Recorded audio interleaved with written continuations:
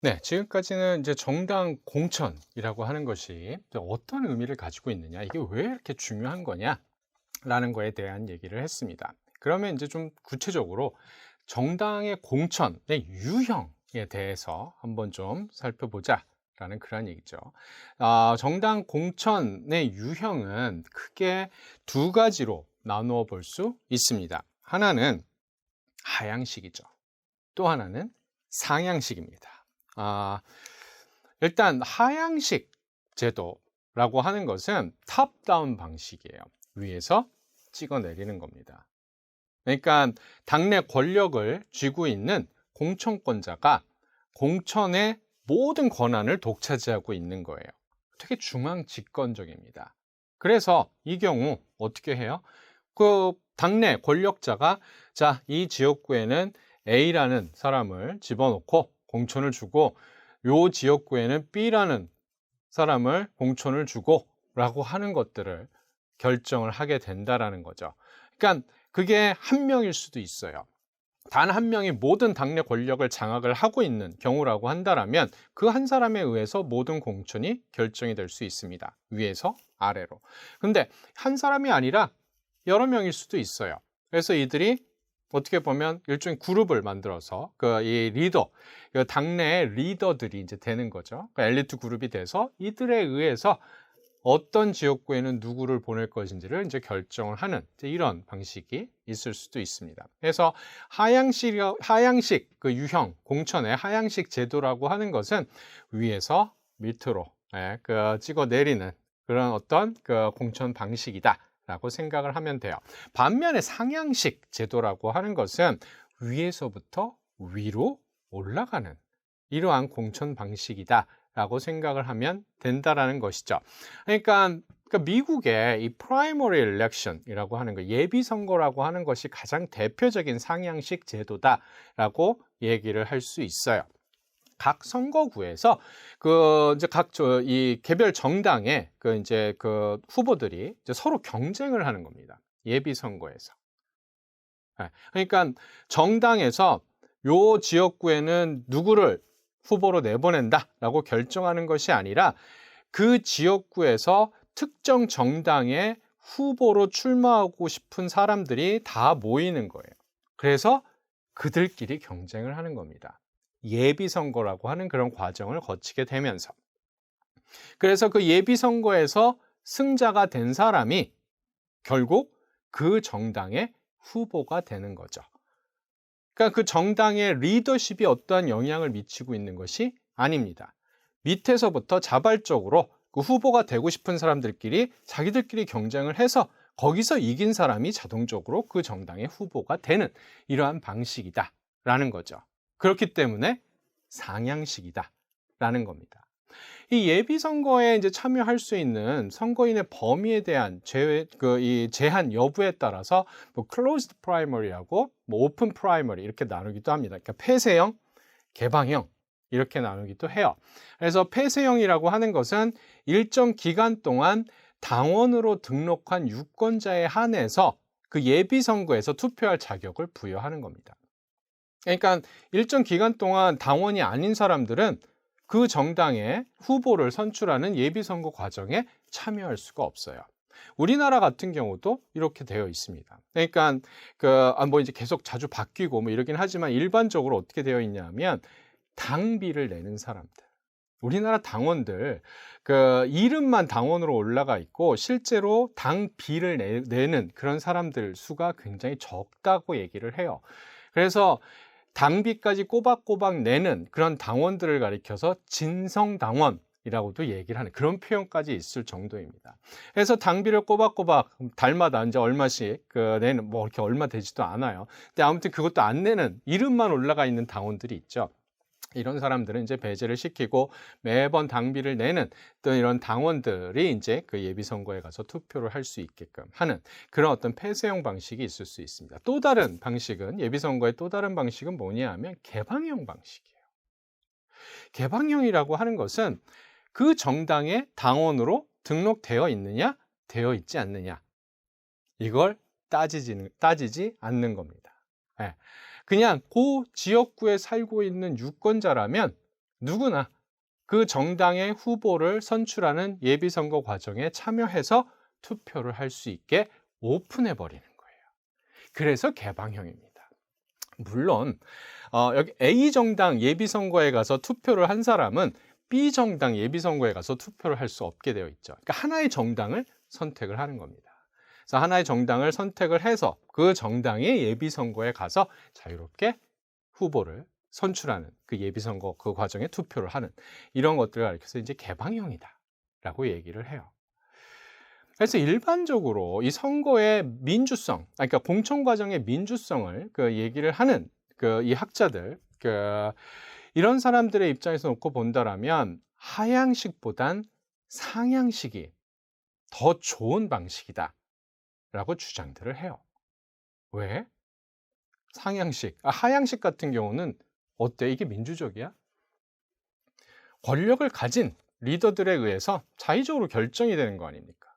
그럼 민주적이지 않다라는 거죠. 엘리트주의적이다라는 겁니다. 근데 상향식 같은 경우는 어때요? 자체적으로 모여서 예비선거라는 어떤 그런 이 절차를 통해서 자발적으로 스스로 이제 결정을 하는 거죠. 밑에서부터 올라가는 겁니다. 그렇기 때문에 훨씬 민주주의에 가까운 공천 방식이다라고 주장하는 경우도 있습니다. 예. 근데 그게 꼭 하향식이 비민주적이고 상향식이 민주적이다라고 해서 상향식이 하향식보다 반드시 낫다?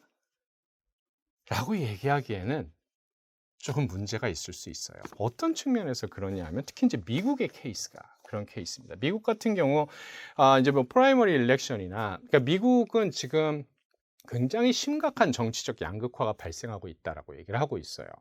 그러니까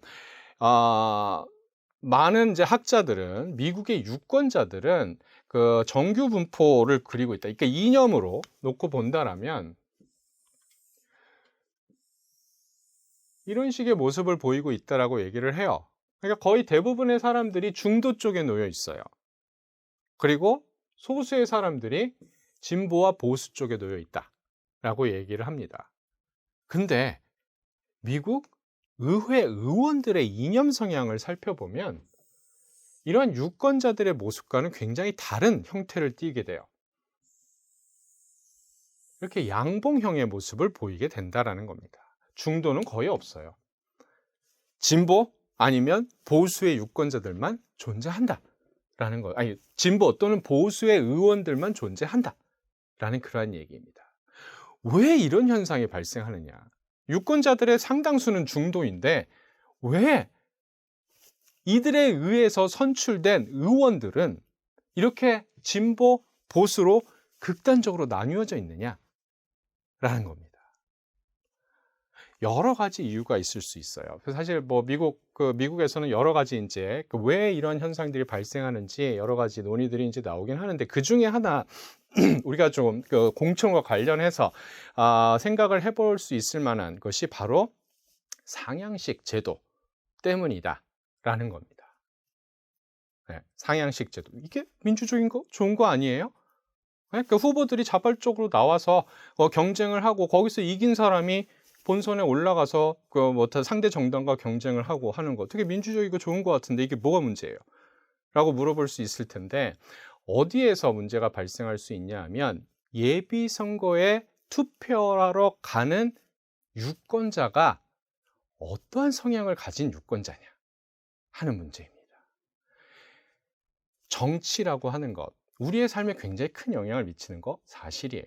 그렇지만 많은 경우 대부분의 유권자들, 시민들은 정치와 그렇게 긴밀한 연관성을 갖고 살아가는 사람들은 이렇게 많지 않습니다. 거의 대부분의 사람들은 그냥 자신의 삶을 살아가고 있어요. 우리 애 교육시켜야 되죠. 또 부모님도 모셔야 되죠. 내 직장에서 또 일 잘해야 되죠. 그냥 나의 삶, 나와 나의 주위에 있는 이러한 일들을 내가 이렇게 헤쳐나가는 것만 해도 나의 삶은 너무너무 버거워요. 그래서 정치에 내가 막 가가지고 뭘 하고 별로 하고 싶지 않다라는 거죠. 그러면 어떤 사람들이 정치에 적극적으로 참여하게 될까요? 정치에 굉장히 큰 관심이 있는 사람들이겠죠, 물론. 그죠? 그리고 이들은 어떤 이념에 대한 열정, 이것이 굉장히 큰 사람들이 정치에 참여할 가능성이 높다라는 겁니다. 그러니까 다르게 얘기를 한다면 예비 선거에 투표하러 가는 유권자들은 일반 유권자들보다 이념적으로 더 극단에 놓여 있을 가능성이 높다라는 겁니다. 거의 대부분의 유권자는 여기 중도 쪽에 놓여 있긴 한데 실제로 예비 선거에 투표하러 가는 사람들은 진보 쪽에 놓여 있거나 보수 쪽에 놓여 있을 가능성이 높다라는 거죠. 그러면 이들은 어떤 후보를 자기 정당의 후보로 선출하게 될까요? 공화당 같은 경우, 미국의 공화당 같은 경우는 보수 정당이라고 얘기를 합니다. 미국의 민주당은 진보 정당이라고 얘기를 하죠. 이 공화당 프라이머리 일렉션 예비 선거에 이제 참여하는 공화당 유권자들은 굉장히 보수적인 성향, 일반 유권자들에 비해서 훨씬 보수적인 성향을 보이는 사람들입니다. 이 사람들에 의해서 공화당 후보, 본선에 진출할 공화당 후보가 선정이 돼요. 이 사람들은 어떤 사람들이야? 이런 후보들은 굉장히 이념적으로 보수적인 사람이 예비선거에서 승리할 가능성이 높다라는 거죠. 민주당은 거꾸로 진보정당입니다. 그죠? 이 진보정당 예비선거에선 어떤 후보가 당선될 수 있어요? 진보적인, 극단적인 진보성을 보이는 사람이 당선될 가능성이 높다라는 거죠. 예비선거 되게 민주적으로 치러지는 것 같은데 여기서 나타난 결과는 어때요? 본선에 진출한 후보가 공화당 후보는 굉장히 극단적인 후보, 민주당 후보는 굉장히 진보적인 후보가 본선에 진출하게 된다는 겁니다. 그리고 누가 당선이 되든 본선에서 승리를 하게 되든 이들은 미 의회에 들어가서 굉장히 이념적으로 극단적인 모습을 보일 가능성이 높아지게 된다는 거죠. 즉, 이런 형태의 의회 구성이 나타나게 된다는 겁니다. 중도는 굉장히 적고 민주당은 다 진보 쪽, 민주당 의원들은 다 진보 쪽에 가 있고 공화당 의원들은 다 보수 쪽에 가 있는 이렇게 이념적으로 양극화된 의회가 나타날 가능성이 상당히 높아진다는 거죠. 그러면 공천 과정 자체는 상당히 민주적이고 좋은 것 같지만 그 과정을 통해서 최종적으로 드러난 결과는 이런 모습으로 나타난다 라고 한다라면 이렇게 극단에 치우쳐진 의원들이 서로 양보를 안 하지 않습니까? 서로 타협하고 대화하고 이런 것들을 해야지 뭔가 어떤 하나의 집합적 결과물들이 만들어질 텐데 이들이 자신의 이념만을 추구를 하다 보면 타협이 안 된다라는 거죠. 그래서 맨날 의회 내에서 싸움만 하게 되는 일이 벌어지게 된다라는 거죠.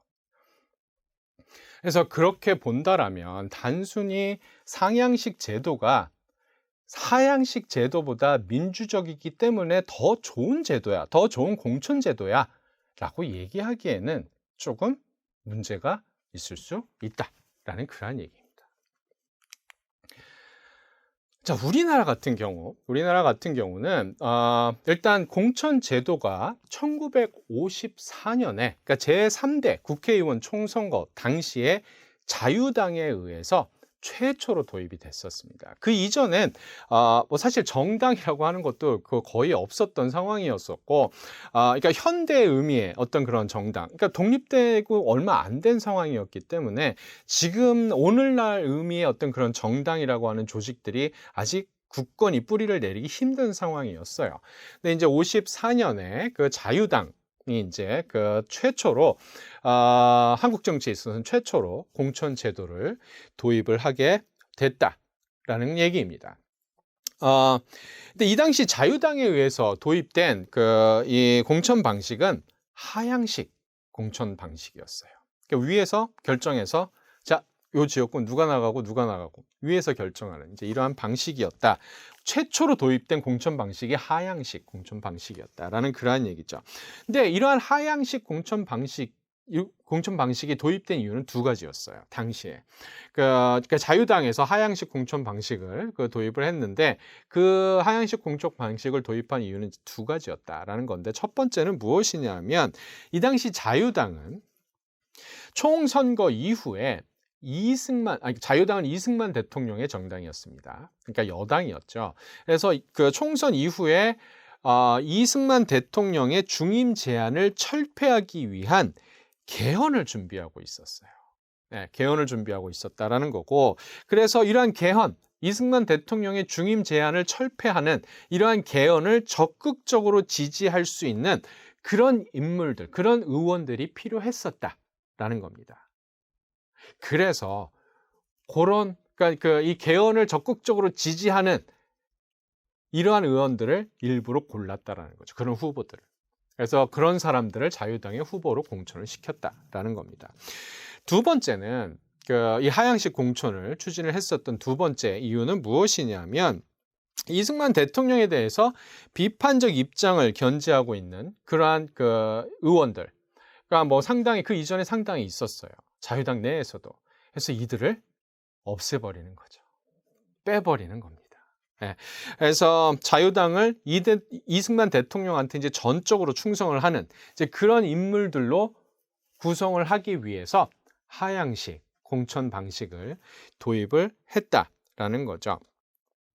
그래서 결국 한국의 어떤 이 최초의 공천 제도라고 하는 것은 이승만 대통령이라고 하는 그 최고 통치자의 권력을 유지하고 강화시키려는 그런 정치적 목적 차원에서 도입이 된 것이다 라고 얘기를 할 수 있다라는 겁니다. 그래서 이렇게 처음 시작이 우리나라는 하향식 방식으로 시작이 되었어요. 한국의 공천제도는. 근데 한번 이렇게 도입된 제도는 쉽게 바뀌지 않는 것 같습니다. 그래서 군부 권위주의 시기를 거쳐서 1987년 민주화 이후에도 상당한 기간이 흘러간 상황에서도 이 하향식 방식, 위에서 당 리더들이 공천을 주는 이 하향식 방식들이 굉장히 오랫동안 유지가 되어 왔다라는 그러한 얘기입니다. 그래서 한 명의 정당 지도자 혹은 소수의 정당 내 파벌 지도자들에 의해서 후보 선정이 굉장히 비밀리에 그리고 독단적으로 결정이 되는 일이 굉장히 오랜 기간 동안 유지되어 왔었다라는 그러한 얘기입니다. 그래서 많은 정치학자들은 사실 각 정당이 왜 이러한 후보를 공천을 하는지 굉장히 궁금해해요. 그래서 그것을 좀 분석을 하고 싶습니다. 근데 일종의 비밀의 정원이었어요. 각 정당의 후보 공천 과정은 비밀리에 되기 때문에. 그래서 어떤 데이터나 왜 그러한 공천이 일어났는지 알 수 있는 어떤 그런 방법이 없었습니다. 그래서 굉장히 중요한 분야예요. 공천, 정당의 공천이라고 하는 것. 근데 그것에 대한 연구는 굉장히 부족했었다라고 얘기를 할 수 있습니다. 그러다가 2002년에 획기적인 그 전환이 발생하게 된다라는 거예요. 2002년 대통령 선거를 앞두고 민주당과 한나라당이 각 당의 대통령 후보를 선출하기 위해서 상향식 경선 제도를 도입을 하게 됩니다. 이것은 먼저 민주당에서 시작을 했어요. 민주당은 여당이었습니다. 당시 김대중 대통령이 존재했었고, 근데 이 김대중 대통령의 임기 말 지지율이 굉장히 바닥이었습니다. 너무 인기가 없었어요. 인기가 없었던 상황이었기 때문에 그 이후 민주당이 이제 어떤 후보를 낸다 하더라도 다음 선거에서 이길 가능성이 굉장히 작아 보였습니다. 그러면 민주당 입장에선 후보를 선정하는 과정을 뭔가 다른 방식으로 할 필요성을 느꼈었다라는 거죠. 예전에는 위에서 당 리더가 자, 이 사람으로 하죠 라고 정하면 이 사람이 됐었던 이런 방식을 이제 벗어나자라는 겁니다. 뭔가 획기적인 많은 국민들의 관심을 끌 수 있는 방식으로 경선 방식을 한번 바꿔보자 라고 해서 상향식 경선 제도가 최초로 도입됩니다. 대통령 선거에서. 그때 노무현 후보가, 민주당의 노무현 후보가 돌풍을 일으키게 돼요. 노무현 후보가 민주당의 대통령 후보로 결정될 거다 아무도 예상을 못했습니다. 근데 민주당의 이 핵심 지지 지역이죠. 호남에서 그 노무현 후보가 승리를 거두고 이러면서 엄청난 인기몰이를 하면서 결국 민주당의 후보로 결정이 되는 일이 벌어지게 됐다 라는 거죠. 이렇게 민주당에서 흥행몰이를 하면서 그 이제 노무현 후보가 결정되는 과정을 바라보던 한나라당, 당시 야당이었죠. 여기서는 강력한 대통령 후보가 이미 존재했었어요. 이회창이라고 하는. 근데 어쩔 수 없이 형식적으로나마 상향식 경선 과정을 밟을 수밖에 없었습니다. 왜? 민주당은 그렇게 막 해가지고 전 국민의 관심을 받으면서 멋있게 경선 과정을 치렀기 때문에 라는 거죠. 그래서 이 상향식 경선 제도가 이 대통령, 2002년 대통령 선거를 기점으로 해서 굉장히 많은 국민들한테 알려지게 되고 또 많은 국민들의 인기를 얻게 됐다라는 그러한 얘기입니다.